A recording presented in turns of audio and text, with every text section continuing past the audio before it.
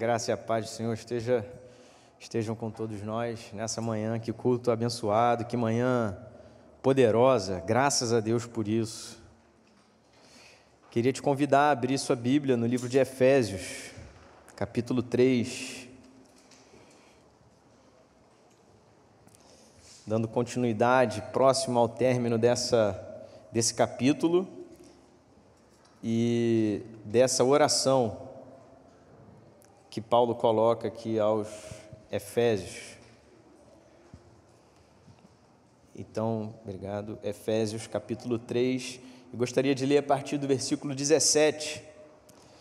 Diz assim, a segunda parte: E oro para que, estando arraigados e alicerçados em amor, vocês possam, juntamente com todos os santos, compreender a largura, o comprimento, a altura e a profundidade, e conhecer o amor de Cristo, que excede todo conhecimento, para que vocês sejam cheios de toda a plenitude de Deus. Amém. Que o Senhor nos abençoe nessa manhã com a sua palavra.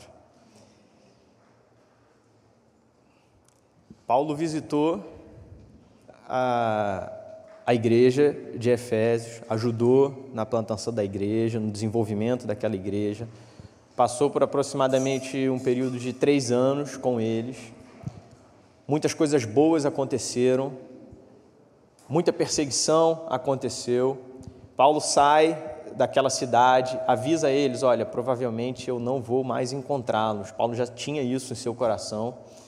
E quando Paulo está preso já em outro lugar, ele escreve essa carta que é direcionada àquela igreja.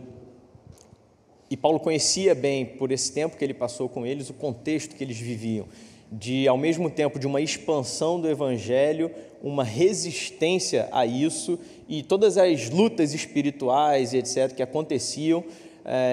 Paulo conhecia bem, experimentou bem isso. E a gente vem estudando que essa oração que Paulo registra aqui no capítulo 3, vamos dizer assim, né, ela é também uma trajetória da vida do cristão, porque ela começa com Paulo dizendo que se ajoelha por aquela causa, né, e ora para que as riquezas, que o Senhor fortaleça no íntimo do seu ser, que Cristo habite nos corações e tal, até que ele chega para que vocês sejam cheios de toda a plenitude de Deus. E não há dúvida que toda a plenitude de Deus é um ápice da vida do cristão. Vamos meditar então continuando, e hoje especificamente a gente fica no versículo 19, começando sobre conhecer o amor de Cristo. Repara comigo que na construção do texto, no versículo 18, está escrito assim: vocês possam, juntamente com todos os santos, compreender. Aí Paulo coloca as dimensões. E no 19 diz assim: e conhecer o amor de Cristo. Compreender e conhecer, em algumas situações, podem ser até ter o mesmo sentido, o mesmo significado. Mas aqui, certamente, são situações bem diferentes.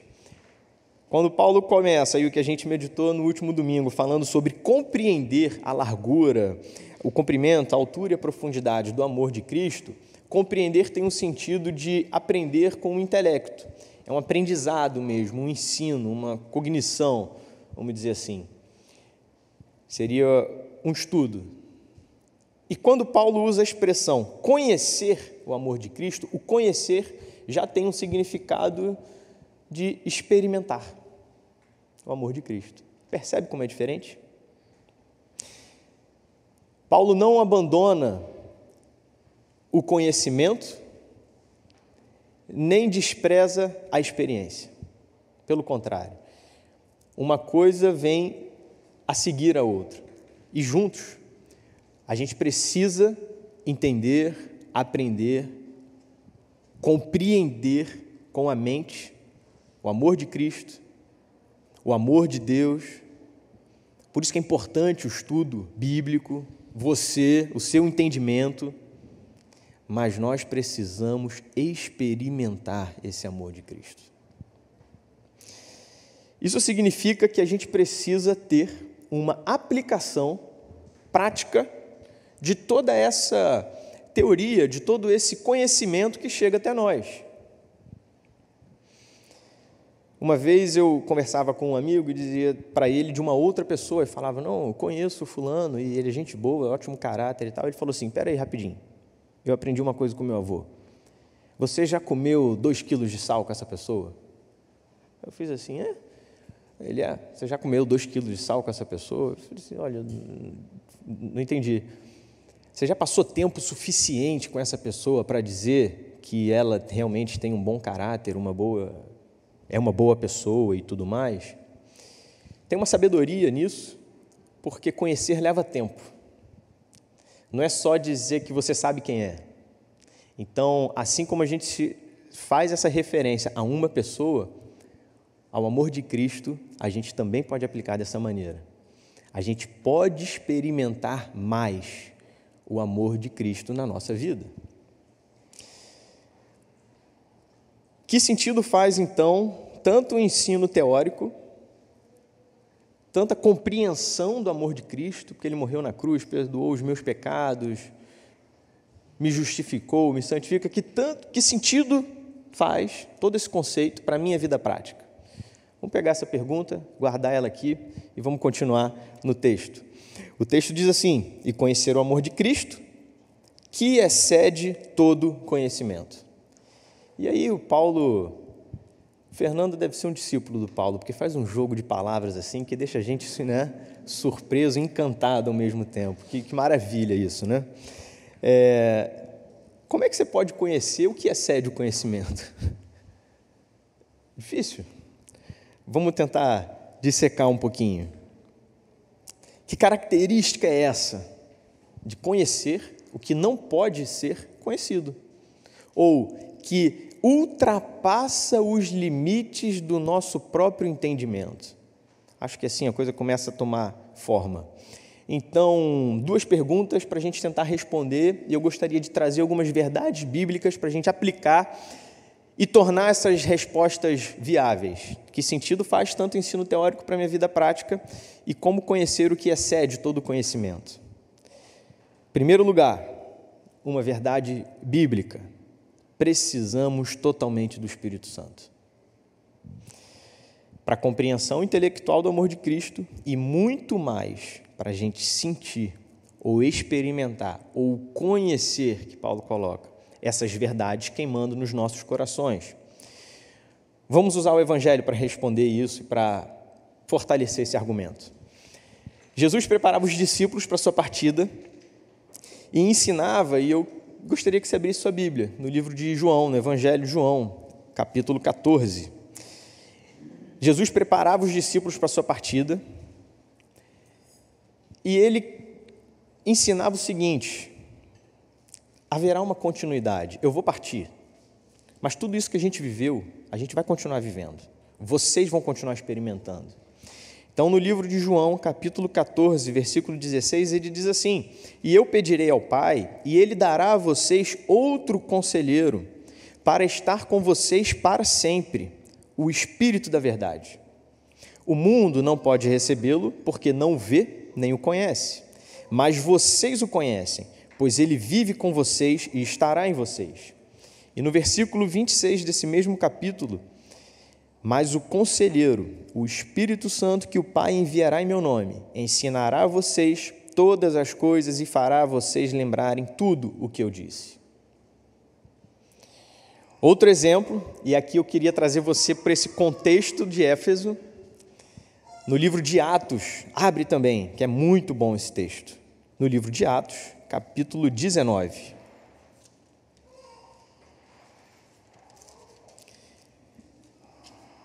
Vamos ler juntos a partir do versículo 11, Atos 19, 11. Se você reparar no iniciozinho do capítulo 19, está lá, Paulo em Éfeso. No versículo 11 diz: Deus fazia milagres extraordinários por meio de Paulo, de modo que até lenços e aventais que Paulo usava eram levados e colocados sobre os enfermos. Estes eram curados de suas doenças e os espíritos malignos saíam deles. Isso causou muito alvoroço, muito essa manifestação do poder de Deus, da mensagem do Evangelho, isso causou muito alvoroço e muita surpresa naquela cidade. Era uma cidade movimentada, era uma metrópole, a gente pode dizer assim, né? E isso causava uma inveja também em outros espirituais. Aquela cidade tinha uma característica que tinha o templo de Diana, se não me engano, e muitos se dirigiam para lá e existiam rituais de exorcismo, entre outras coisas assim, para chamar a atenção do mundo espiritual. E Paulo chegou pregando o Evangelho, e milagres aconteciam, e demônios eram expulsos. E aí, nesse contexto que a gente acabou de ler, vamos seguir no versículo 13. Alguns judeus que andavam expulsando espíritos malignos tentaram invocar o nome do Senhor Jesus sobre os endemoniados, dizendo: em nome de Jesus, a quem Paulo prega, eu lhes ordeno que saiam. Os que estavam fazendo isso eram os 7 filhos de Seva, um dos chefes dos sacerdotes dos judeus. Esses não eram cristãos, não eram judeus convertidos. E aí no 15 diz: um dia o espírito maligno lhes respondeu: Jesus eu conheço, Paulo eu sei quem é, mas vocês quem são? Então o endemoniado saltou sobre eles e os dominou, espancando-os com tamanha violência que eles fugiram da casa nus e feridos. Eles foram expulsos da casa pelo demônio. Foram humilhados pelo demônio. Sabe o que eles tentaram fazer? Eles tentaram usar o nome de Jesus sem o Espírito Santo. A gente tem 2 perguntas aqui para tentar responder. E a gente leu ainda há pouco que Jesus, quando dizia que teria que partir, ele deixaria o Espírito. E 2 perguntas que nós temos que responder são... Deixa eu voltar aqui. Que sentido faz tanto esse ensino teórico para a minha vida na prática, e como conhecer o que excede todo conhecimento? Primeira grande verdade: precisamos do Espírito Santo. Não são as palavras de Jesus, entenda o que eu quero dizer. Não são as expressões utilizadas por Jesus que vão fazer diferença na sua vida, mas o que vai fazer diferença na sua vida é a aplicação dessas palavras pelo poder do Espírito Santo. É diferente. Isso torna o que é teórico em algo que é prático e que pode ser experimentado. Isso torna o amor de Cristo não só um conceito ou uma religião, mas como algo que pode ser vivido por cada um de nós. Está começando a fazer, sentido? O poder salvador do nome de Jesus é comunicado não por recitação de suas sílabas, mas por confiar na pessoa de quem tem esse nome. É necessário o poder do Espírito Santo para que as coisas espirituais façam sentido. E experimentar o que inicialmente é um conhecimento ou um aprendizado teórico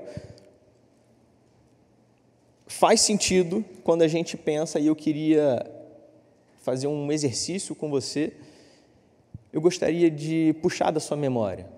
Quantas vezes você sentiu o amor de Deus impulsionar a sua vida? Volta um pouquinho na sua vida. Queria que você lembrasse. Quando foi que você se sentiu renovado e fortalecido no seu ânimo?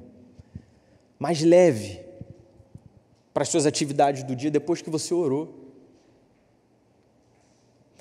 Quando você se sentiu confortado, quando relembrou que a gente não pertence a esse mundo e que apesar das dificuldades da vida e dos desafios da vida, vale a pena viver porque tem um amor maior? Quando foi que você sentiu, diante de toda a incerteza da vida, que Ele tem cuidado de você? Quando foi que você colocou as suas ansiedades diante dEle em oração e se sentiu confortado? E se sentiu leve? E se sentiu tranquilo?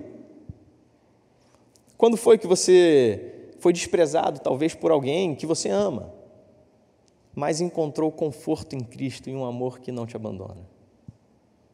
Todas essas experiências, eu tenho certeza que cada um aqui tem muitas outras para poder contar, e você pode contar, aproveitar isso no seu grupo pequeno, essa semana, para contar quantas vezes você sentiu esse amor de Cristo fazer diferença na sua vida.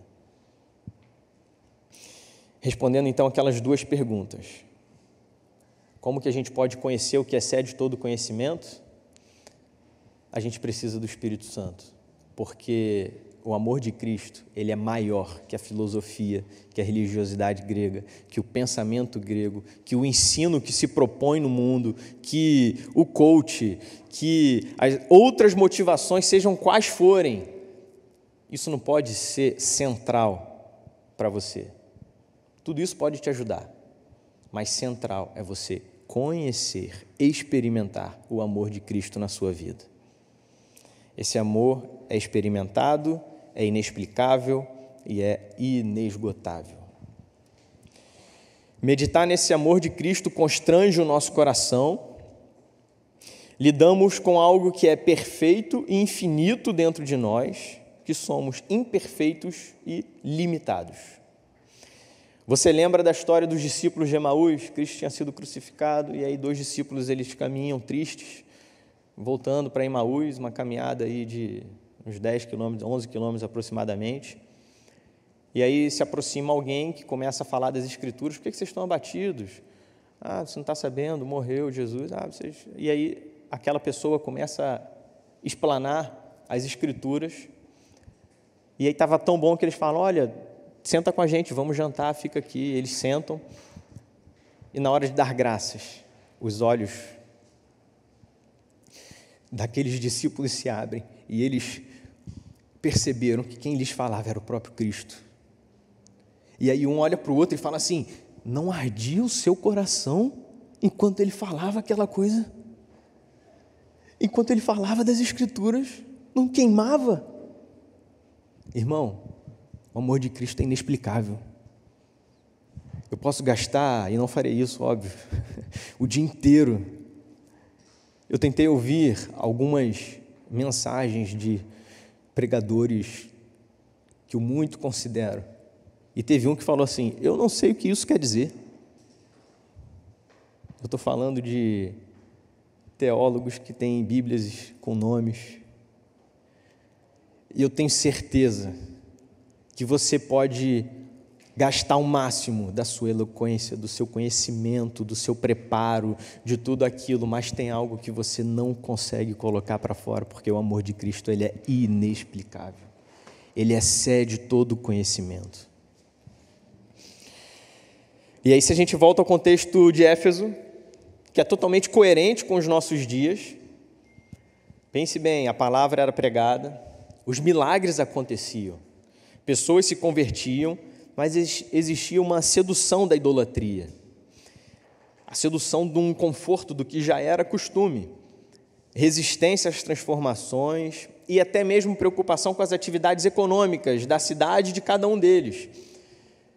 Parênteses aqui, muitas pessoas viajavam a Éfeso para cultuar, para ir ao templo de Diana, e vendia-se ali imagens, né, da deusa e tudo mais. Isso era uma atividade econômica muito forte para aquele local. E aí está registrado em Atos, no capítulo 19 e 20, no capítulo 19 em especial, que havia resistência. Eles diziam assim: olha, estão pregando aí a mensagem, estão fazendo isso tudo, e pode acontecer de ter que acabar com isso aqui tudo, então a gente tem que fazer alguma coisa. Eles tentam se reunir nas assembleias para buscar os superiores e tentar conter a expansão do Evangelho. Mas o Evangelho é poderoso. E no versículo 20, tem algo que eu não posso deixar de te dizer, que diz assim: dessa maneira a palavra do Senhor muito se difundia e se fortalecia. É por causa daquele movimento, inclusive, que nós estamos aqui hoje. E é por causa desse movimento que nós fazemos aqui hoje, que o poder do Evangelho vai continuar sendo pregado e sendo fortalecido, os milagres acontecendo e o Evangelho vai se expandindo. E nós seremos instrumentos para a glória do Senhor. A pregação do Evangelho, ela excede toda explicação. Ela excede toda a filosofia, o pensamento grego, a religiosidade judaica e algumas vezes até a racionalidade humana. A gente não consegue explicar, porque a gente não consegue entender completamente. E é por isso que o amor de Cristo excede todo conhecimento. Continuando o texto de Efésios, no versículo 19, Paulo quer encerrar essa frase dessa oração dizendo: para que vocês sejam cheios de toda plenitude de Deus. Vamos voltar para Efésios, capítulo 3. Olha quanta coisa Paulo colocou nessa oração. É como se Paulo tivesse, acho que eu já falei isso, colocando um roteiro para a vida do cristão.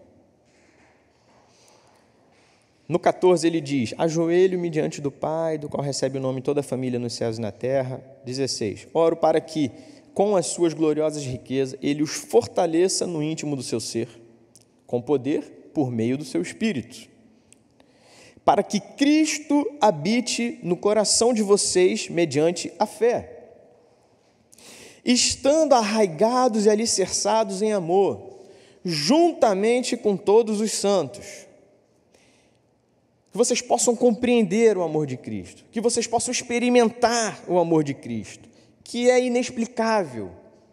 E aí ele põe: para que isso tudo? Para que vocês sejam cheios de toda a plenitude de Deus. Ser cheio de toda a plenitude de Deus é o propósito máximo da nossa vida. E isso pode parecer mítico, né? Assim, como vai ser isso? Paulo parece também usar de uma hipérbole aqui: cheio, toda e plenitude. Mas Paulo não usa palavras em vão. Em primeiro lugar, eu gostaria de dizer que ser cheio de toda a plenitude de Deus não significa que nós seremos iguais a Deus. Não. A teologia, ela divide, quando tenta explicar um pouco de Deus, ela divide e tentar responder a pergunta: quem é Deus? Ela divide Deus em atributos comunicáveis e atributos incomunicáveis. Existem atributos que são incomunicáveis aos homens, e nós jamais alcançaremos isso. Gostaria apenas de citá-los. A independência, Deus pode fazer o que Ele quiser, Ele não depende de absolutamente nada. A imutabilidade, Deus não muda, não tem sombra de variação. A eternidade, lembre-se que você foi criado, você tem um início. A onipresença, isso acho que já deixa claro. Quando Paulo diz que nós alcançaremos toda a plenitude de Deus, não está dizendo que nós seremos iguais a Deus. Tire isso. Existem religiões que querem até dizer que você precisa levar tanto o seu espírito que um dia você será um ser tão exaltado e aí sim você conseguiu alcançar. Não é isso. Existem atributos de Deus que foram comunicados ao homem quando? Na criação. Quando o Senhor cria o homem, o que Ele diz? Façamos o homem à nossa imagem e semelhança. Só que essa imagem de Deus, ela foi corrompida. Por quem? Pelo pecado. Porém, a restauração, e essa é a grande mensagem do Evangelho, a restauração do propósito da criação e dessa imagem e semelhança perfeita do homem criado, ela pode ser restaurada. Ou melhor, ela foi restaurada por conta do sacrifício de Cristo. E aí sim, por causa disso, nós podemos experimentar toda a plenitude de Deus. Vamos continuar. Não deixe de abrir sua Bíblia nesse versículo. Hebreus capítulo 1, versículo 3. Vou te dar um tempo e vou beber uma água.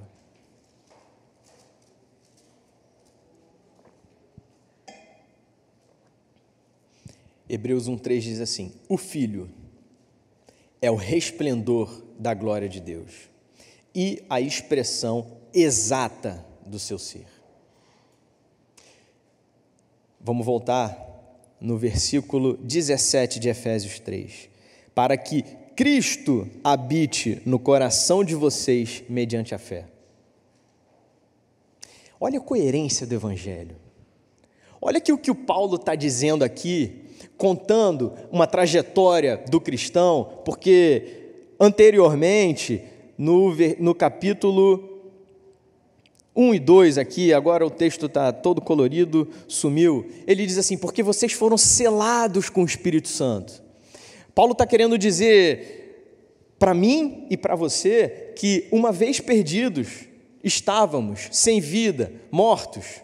No entanto, o Senhor vai lá e nos resgata e sela a nossa vida com o Espírito Santo. E agora a gente pode, como está no capítulo 3, Cristo habitando no nosso coração e nós crescendo em amor a Deus e o amor de Deus sendo compreendido cada vez mais pela nossa mente, experimentado pelo nosso coração, pela nossa vida prática. A gente vai pegando essa imagem de novo da criação.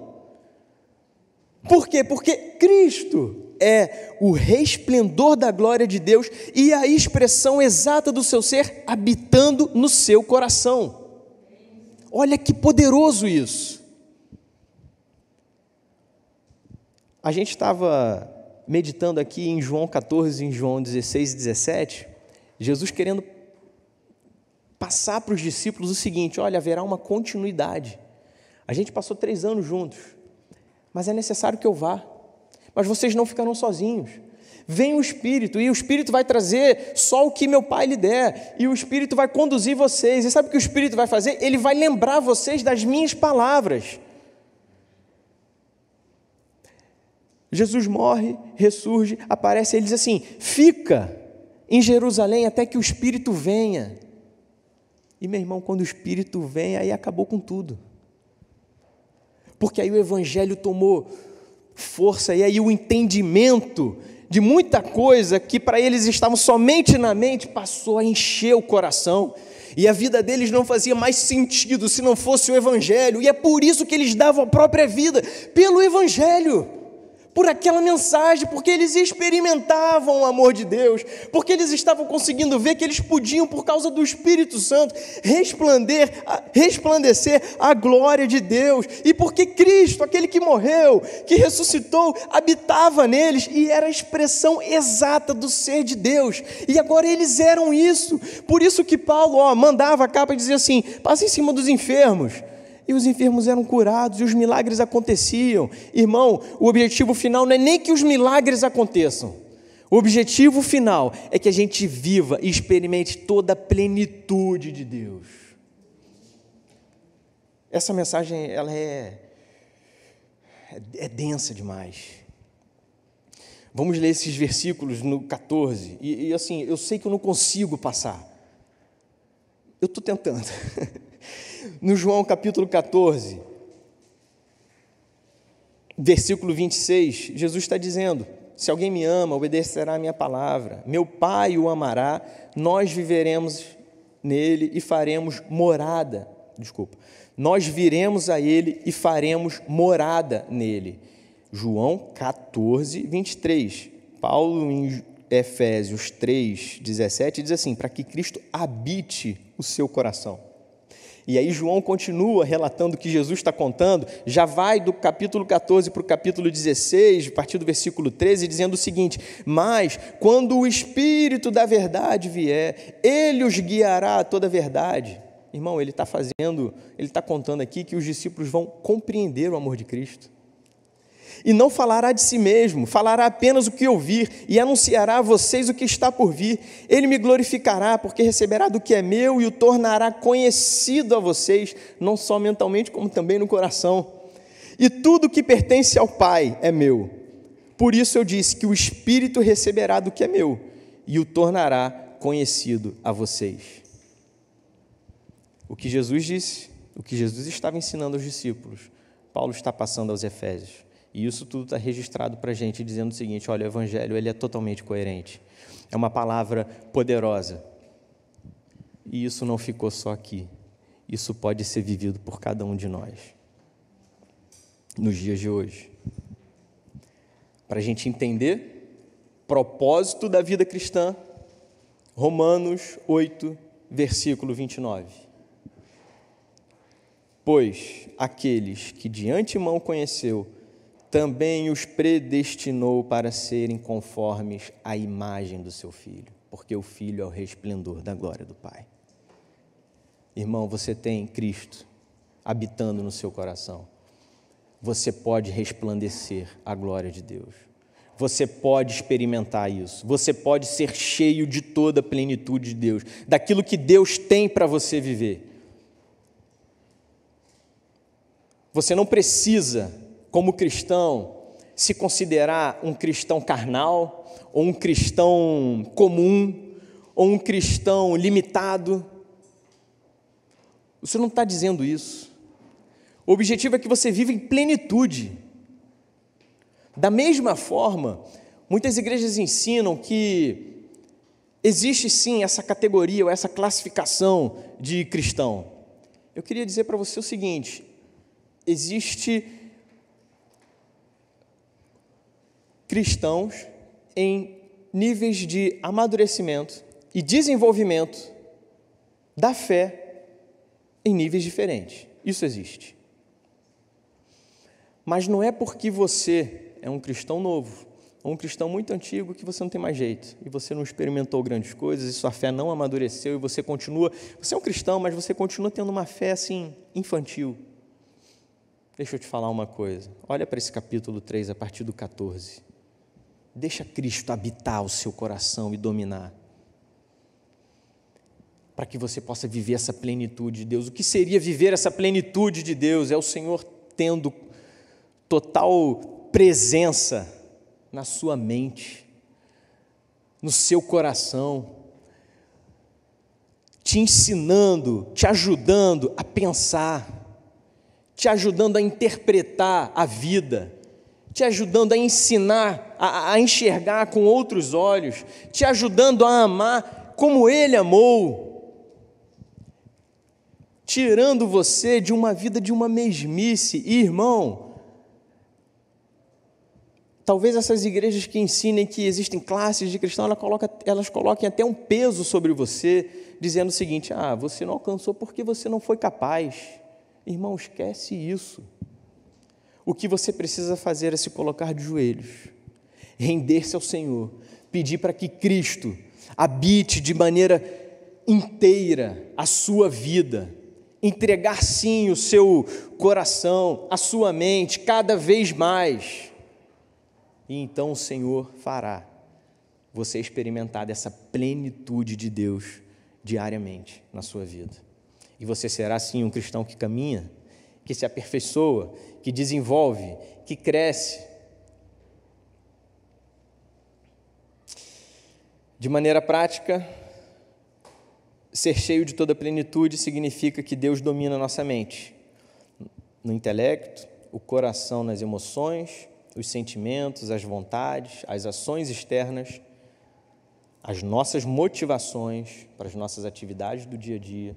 Você não precisa achar que vai viver de toda a plenitude e você será um ser esquisito andando no meio da rua com roupas esquisitas, ou que você vai ter uma fala esquisita. Quer ver? Alguns atributos comunicáveis de Deus disponíveis para nós: mansidão. Deus é manso, Deus é bondoso, Deus é amoroso, Deus é justo, Deus é santo, Deus é misericordioso, Deus é verdade. Tudo isso é comunicável com você. Tudo isso pode ser verdade na sua vida. Você não alcançará, talvez, perfeição para o próximo domingo.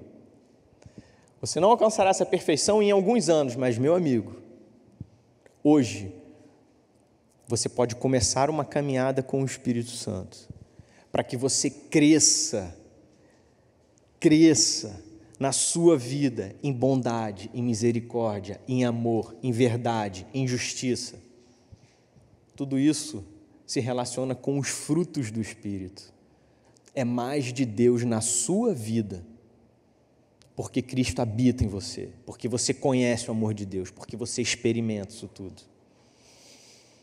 Quem não é do Espírito é dominado pelas coisas do mundo, pela filosofia, pelas motivações quaisquer. Quem é do Espírito é transformado pelo Espírito. Para a gente encerrar, no próprio livro de Efésios, se você virar, não vou fazer spoiler, se bem que essa mensagem a gente só deve alcançar lá no capítulo 5, no ano que vem, no meio do ano que vem. Capítulo 5, no versículo 18, diz assim: não se embriaguem com vinho, que leva à libertinagem, mas deixem-se encher pelo Espírito. Essa mensagem, essa expressão, deixem-se encher pelo Espírito, ela quer trazer um sentido de continuidade. Talvez você você esperou por muito tempo por uma grande experiência, uma experiência arrebatadora, uma experiência inexplicável. E isso com certeza aconteceu com muitos irmãos e foi bênção para a vida deles. A Bíblia é cheia dessa expressão: sejam cheios do Espírito, sejam cheios do Espírito. O próprio Paulo, quando chega em Éfeso, ele encontra alguns discípulos e ele pergunta, e ele se relaciona com esses discípulos, e os discípulos não conheciam nada do Espírito Santo. Talvez eles pouco conhecessem do Cristo ressurreto, e tanto é que eles diziam que eles eram batizados no batismo de João. E aí Paulo diz: olha, ele pregou um batismo de arrependimento, eu quero que vocês sejam batizados no Espírito Santo. Paulo estava dizendo dessa novidade de vida, dessa presença do Espírito na vida deles. E é isso que nós precisamos. Sejam cheios continuamente pelo Espírito. Era só isso que eu queria dizer. O que eu gostaria de pontuar aqui é que, se você permitir que Cristo habite de forma cada vez mais abundante em seu coração, se você desenvolver seu entendimento e compreensão no amor a Deus, e isso vem com leitura bíblica e oração, não tem outra coisa. E você aprender mais sobre as verdades bíblicas, trocar essa experiência em comunidade, lembra, juntamente com todos os santos, e experimentar esse amor na prática, você será um cristão que alcançará essa plenitude de Deus. Você será um cristão, vamos dizer assim, muito mais satisfeito em sua vida. Você terá essa alegria e vai sentirá a diferença. Você verá que sua vida tem muito mais um sentido de ser cristão, porque se não for Cristo, não faz sentido. É um amor muito mais poderoso. Talvez isso aconteça de uma maneira mais explosiva e intensa e talvez de uma maneira mais discreta. O Espírito será esse medidor, porque é Ele que entrega. Paulo, então, no capítulo 3, eu gostaria de ler essa oração mais uma vez para a gente encerrar, finalmente. Oro para que com as gloriosas riquezas, vou começar de novo, ora para que com as suas gloriosas riquezas, Ele os fortaleça no íntimo do seu ser, com poder, por meio do seu Espírito, para que Cristo habite no coração de vocês mediante a fé. E oro para que, estando arraigados e alicerçados em amor, vocês possam, juntamente com todos os santos, compreender a largura, o comprimento, a altura e a profundidade, e conhecer o amor de Cristo, que excede todo conhecimento, para que vocês sejam cheios de toda a plenitude de Deus.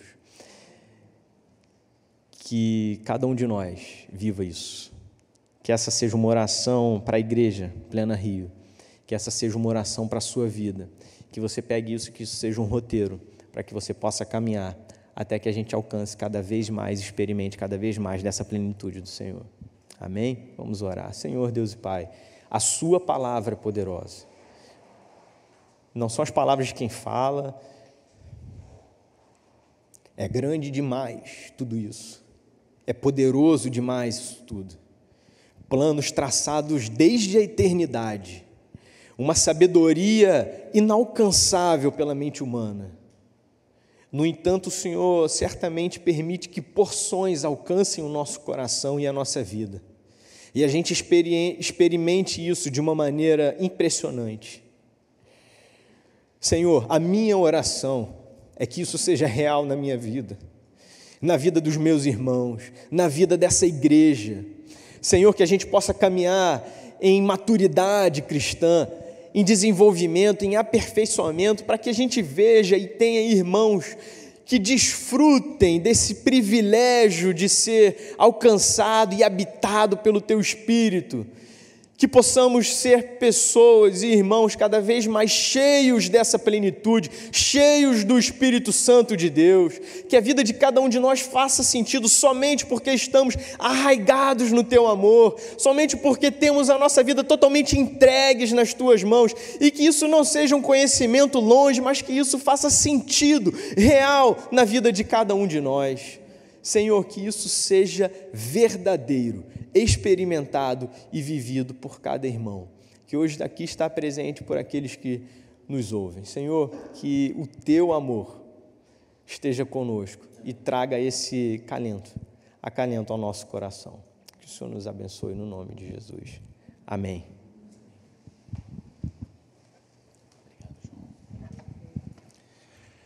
Irmãos, não sei quantas vezes você já se fez a pergunta: o que Deus quer de mim? O que Deus espera de mim? O que Deus reserva para mim? O que Deus quer que eu faça? O que Deus quer que eu tenha? Onde Deus quer que eu chegue? Eu lembro que quando eu era adolescente na igreja, a gente tinha muito aquela orientação, de orar para pedir a Deus que Ele nos mostrasse a pessoa que Ele queria que a gente casasse. E aí o tempo vai passando e você vai amadurecendo e você vai descobrindo que talvez para Deus, mais importante do que mostrar para você a pessoa que Ele quer com quem você se case, é ensinar a você o marido que você precisa ser para a esposa com quem você vai casar, a esposa que você deve ser para o marido para quem você vai casar, que talvez Deus não esteja tão preocupado em dizer a você exatamente qual curso universitário, em qual instituição você deve cursar para então ter a sua carreira profissional, mas que tipo de profissional você será quando formado e quando atuante no mercado de trabalho. Nisso a gente tem muita orientação da Bíblia. Então, eu não sei, repito, se você já fez essa pergunta, o que Deus espera de mim ou o que Deus tem para mim? Eu já disse aqui alguma vez, não sei se Deus quer que você seja rico ou não, e torço para que, se isso faça bem para o teu coração, você seja, e lembre de me convidar para andar com você de vez em quando, isso vai ser sempre legal.